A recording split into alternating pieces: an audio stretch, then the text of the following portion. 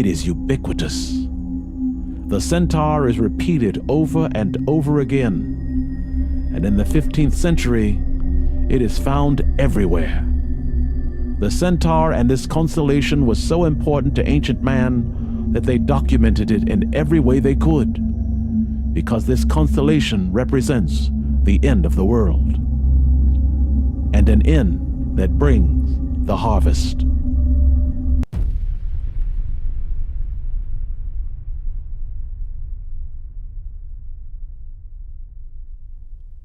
The taking of human beings comes from this constellation, and they come to this earth for one purpose: to do battle with man.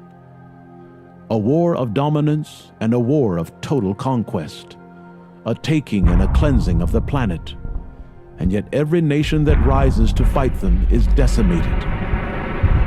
In the end, when Centaur comes to this earth, we will need God, and we will need great powers to fight on our behalf, for we have not the technology to war with them alone.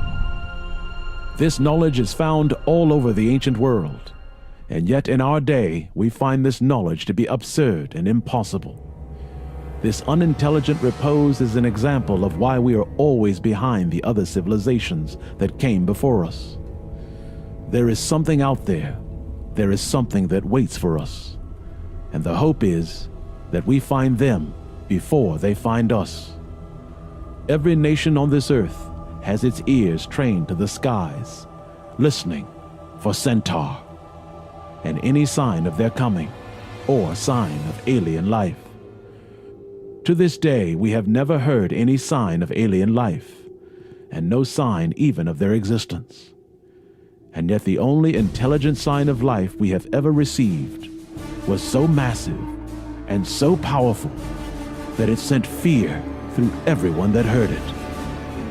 This alien signal was so powerful, everyone who heard it said, "Wow!"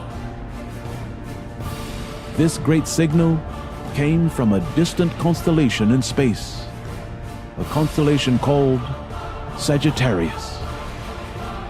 And what is frightening about this constellation is the fact that the ancients called it Centaur.